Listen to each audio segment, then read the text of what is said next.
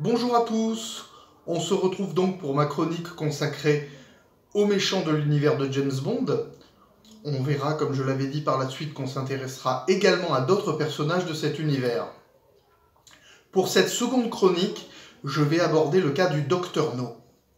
Je compte sur vous pour faire appel à vos souvenirs sur la chronique précédente car certaines notions vont revenir.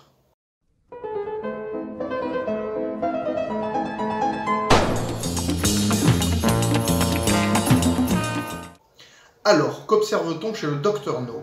Julius de son prénom, à l'instar de son presque homonyme, le capitaine Nemo. Capitaine Nemo, créé par un certain Jules Verne. Julius...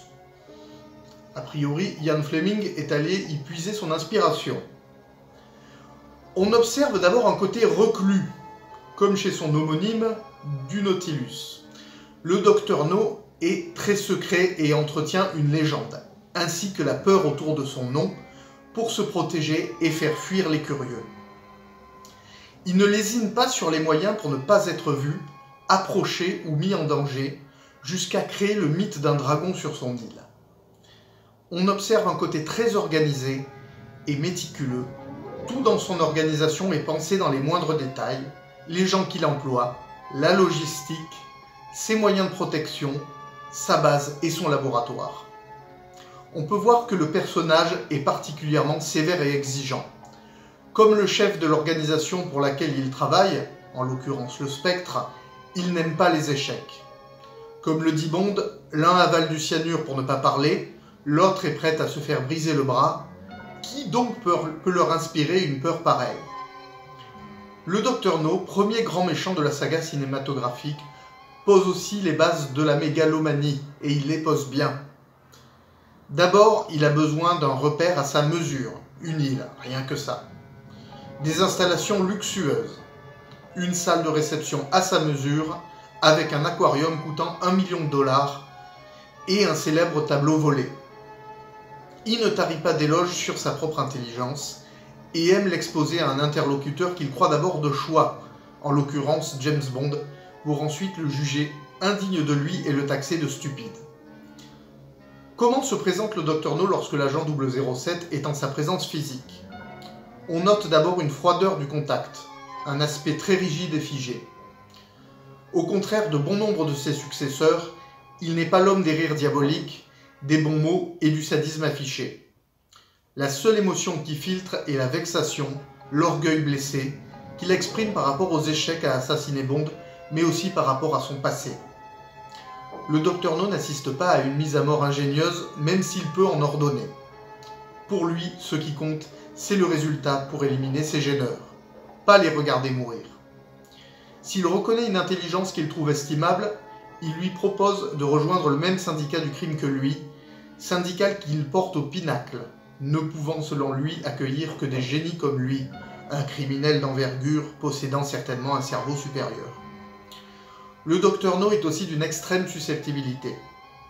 On le sait, l'une des tactiques préférées de l'agent 007 pour faire perdre les pédales à son interlocuteur, c'est la provocation verbale.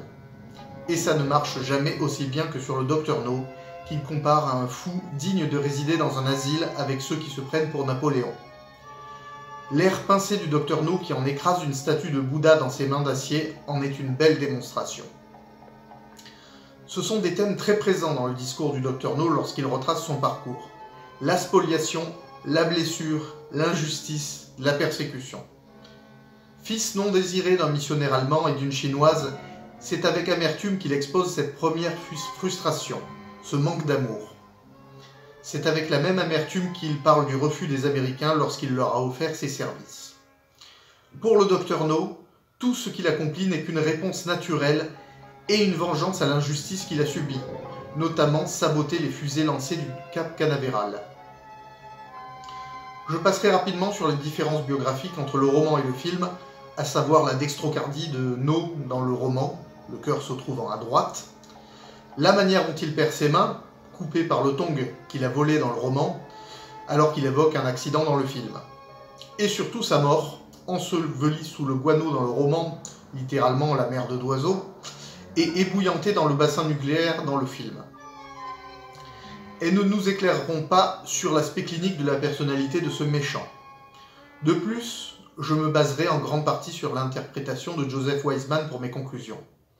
Alors, le Dr No, nous avons dit qu'il était reclus, mégalomane, persécuté, spolié, orgueilleux, froid, susceptible.